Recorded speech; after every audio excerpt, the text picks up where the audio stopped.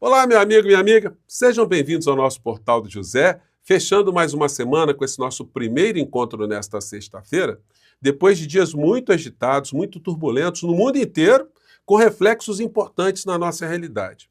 Só que aqui no Brasil, nós temos uma peculiaridade adicional, que é o que está acontecendo no cenário político aqui no Brasil.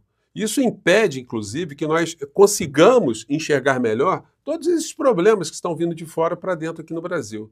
Enquanto nós não resolvermos essa chaga que está presente, ou seja, que o Brasil faça a justiça, mandando para a cadeia todos esses golpistas que atuaram contra a nossa democracia, nós ficaremos com as nossas atenções divididas. E agora nós estamos diante de uma situação que não deixa de ser reveladora, que é a grande omissão dos grandes veículos de comunicação em relação às manobras desses criminosos da Orcrim de Bolsonaro, que estão iludindo uma parcela da sociedade brasileira com o beneplácito desses grandes veículos de comunicação para passarem um projeto para anistiar todas essas criaturas.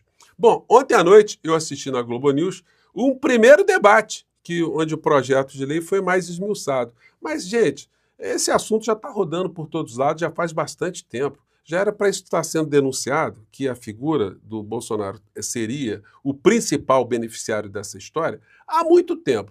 Bom, ontem à noite, como eu disse para vocês, né, o debate aqui deu uma esmiuçada na Globo News. Anistia ampla e restrita? Bom, aí os comentaristas foram esmiuçando ali, foram mostrando esse cenário. Como eu digo para vocês, essa omissão que a gente percebe em esse debate ter sido explicitado para a sociedade, atingiu o parlamento brasileiro. Muitos desses deputados que assinaram esse projeto ou estão autorizando que esse projeto seja tratado com mais urgência, com uma urgência absoluta. Muitos deles não têm a menor ideia que é a figura do criminoso que está sendo beneficiado com esse tipo de manobra. Bom, de toda sorte, os mesmos analistas, os mesmos debatedores, enxergam que o Supremo Tribunal Federal irá fulminar esse projeto se ele passar por essas fases todas. Então tem muita coisa para acontecer, mas isso desvia muita atenção de todos nós aqui no Brasil, uma situação adicional de estresse, né? Bom, mas isso será resolvido de alguma forma. Ou isso será barrado no parlamento, que ainda tem muitas fases para acontecerem, ou isso será fulminado no Supremo Tribunal Federal. Não tem, diante de condições objetivas na Constituição Federal, que essa gente consiga escapar através desse tipo de manobra. Bom, enquanto isso, mais situações complicadas e reveladoras, né? Nicolas Ferreira ironiza greve de fome de Glauber Braga. Deputado rebateu Sâmia Bonfim, que afirmou que a cassação de Braga era para tirar o foco dos golpistas do 8 de janeiro. Gente, o Nicolas fez um deboche, né? E aí, a greve de fome está indo bem? Essa figura aqui é uma dessas que é mais proeminente nesse esgoto, né, do bolsonarismo e que se apresenta sempre com essa capa de ser cristão, de ser evangélico, mas na verdade é uma figura asquerosa. A gente não tem como classificar esse tipo de comportamento de deboche sobre uma coisa tão séria como a que está sendo feita pelo deputado Glauber Braga. Ele está levando a sério esse negócio de greve de fome. Isso aí não é bobeira, não é brincadeira. Só que uma pessoa que não tem moral, não tem ética, e sobretudo não é cristã, né, na sua essência, é um grande falsário, é um grande farsante, enfim, para essas pessoas isso não faz sentido, né? Então eu queria registrar isso aqui.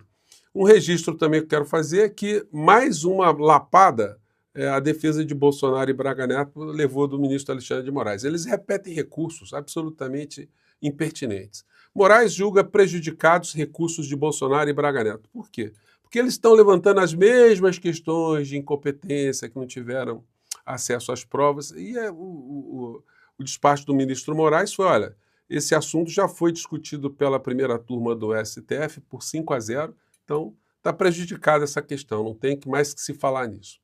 Bom, e aí a gente chega novamente a essa questão do tal projeto de lei de anistia.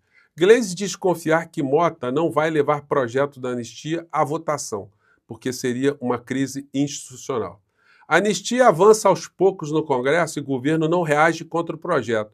É um dos problemas principais da gente não estar enfrentando, do ponto de vista institucional, do governo não estar entrando na disputa de pautas políticas. Então, Nós estamos tendo um governo que está administrando uma série de situações, mas pela falta de envolvimento, a gente acaba vendo esse tipo de situação, e o governo acaba entrando sempre de forma reativa, depois para apagar o incêndio, para tentar consertar. Isso é um fato, gente, não dá para a gente ignorar esse tipo de situação, não. Esse aqui é o projeto que eu já conversei com vocês, que visa anistiar a figura do criminoso maior da nação, e a Gleisi Hoffmann ontem ela deu uma entrevista onde ela aborda o que é que está acontecendo, né? Vamos acompanhar aqui. A palavra do presidente Hugo Mota, de que esse projeto não irá a voto, até porque, se for, cria uma crise institucional, como ele mesmo disse, né? Eu acho que as assinaturas que alguns parlamentares estão fazendo dos partidos, tem muitos que estão até desavisados sobre o conteúdo do projeto. Querem realmente uma mediação com aquelas penas para quem participou daqueles atos de 8 de outubro, de 8 de janeiro, mas o projeto que está lá, vou repetir aqui, é um projeto que dá anistia ao Bolsonaro e aos generais. Isso não está explicitado. Quando a gente fala com alguns parlamentares, eles ficam bastante, enfim, não sabem sobre isso. Não, mas isso não é do 8 de janeiro? Não, não é do 8 de janeiro. Isso tem a ver com um substitutivo que foi apresentado e que pega todo esse período. Então, eu acho que está faltando esclarecimento sobre isso. E, de fato, falar sobre anistia ou mediação de pena ou redução de pena, enfim, em relação a algumas pessoas do 8 de janeiro, eu acho que é plenamente defensável do ponto de vista de muitos parlamentares que estão ali. Talvez a gente até tenha que fazer essa discussão mesmo no Congresso. Agora, o que não pode acontecer é uma anistia àqueles que conduziram o processo do golpe no país, ao Bolsonaro, aos generais, aqueles que foram responsáveis por planejar, e inclusive planejaram uma operação chamada Punhal Verde e Amarelo, que previa a morte do presidente Lula, do vice-presidente Alckmin, do ministro Alexandre de Moraes. Isso não pode acontecer jamais. Olha, Gente, o incrível é o seguinte, é que esse tipo de situação, essa omissão que os grandes veículos de comunicação fazem, não é inconsciente, não. Eles sabem que, ao não colocarem esse fato para a sociedade, que isso vai causando esse estresse, vai causando esse chamamento das nossas atenções para essas coisas todas, né? Ou esse falso dilema, ou esse falso debate, ou essa falsa proposta de que a coisa seria uma anistia para as pobrezinhas, para os pobrezinhos, o que a gente tem denunciado sempre aqui no nosso Portal do José, que não é nada disso.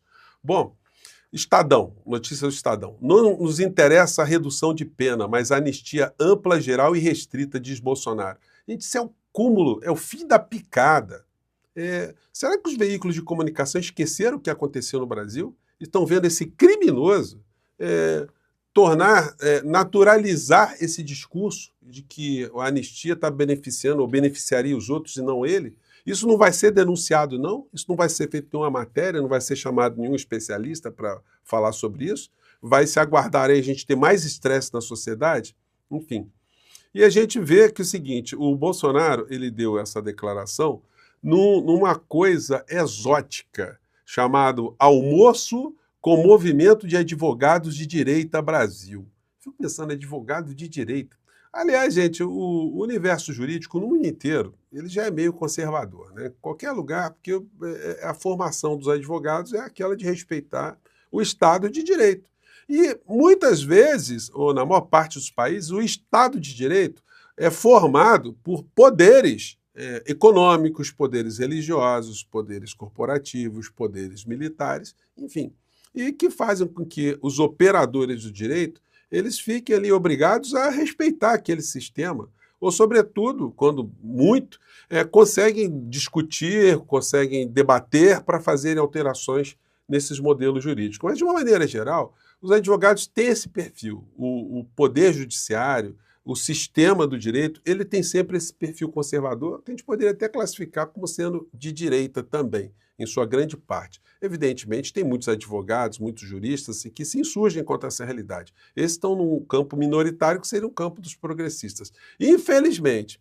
Mas aí, um grupo de advogados de direita, qual a influência, gente? Seria a mesma coisa que tivéssemos aqui um grupo de flanelinhas de direita, um grupo de pipoqueiros de direita, ou de jogadores de bocha, ou atiradores de estilingue, de direita, não tem a menor relevância. E o encontro que o Bolsonaro teve, que falou essas bobagens, que é uma anistia ampla, geral e restrita, na verdade o que se viu lá foi mais do mesmo.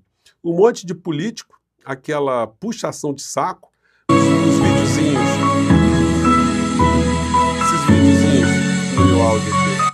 esses videozinhos editados com essas musiquinhas tristes, orações, né? Sempre oração, né? Sempre misturando aquela coisa, né? De religião, fazendo uso da religião para os seus fins políticos, e sem nenhuma discussão jurídica, porque vai discutir o que juridicamente? Fazer proselitismo do quê? Né? E aí o discurso do desembargador lá. É essencial, é extremamente importante e demonstra... É mais do mesmo, né, gente? Mais do mesmo, a infâmia das infâmias, mas, infelizmente, esse tipo de situação acabou sendo normalizada através da ação contundente da extrema-direita, jogando a massa de desinformações por todos os lados, e a omissão consciente dos grandes veículos de comunicação que poderiam ajudar a sociedade a ter mais informações. Né? Não fosse aqui os canais como os nossos aqui, a maior parte das pessoas não teriam a menor ideia do conteúdo criminoso desse projeto de lei de anistia que visa beneficiar o criminoso maior da nação, com esse discurso pilantra de todos os lados aí, que o projeto de lei visaria beneficiar as senhorinhas, os senhorinhos, os patriotas, enfim. Mas antes tarde do que nunca. Ainda bem que essa discussão está vindo com mais intensidade, quem sabe a gente consiga aí barrar essa história para que a gente consiga colocar as nossas atenções sobre situações mais importantes que estão acontecendo no Brasil e no mundo, né, gente? A gente tem que ajudar essas filas a andarem logo aí, para essa gente ir para a cadeia e deixar o Brasil mais sossegado para a gente tratar dos nossos problemas de uma forma mais racional, de uma forma concreta.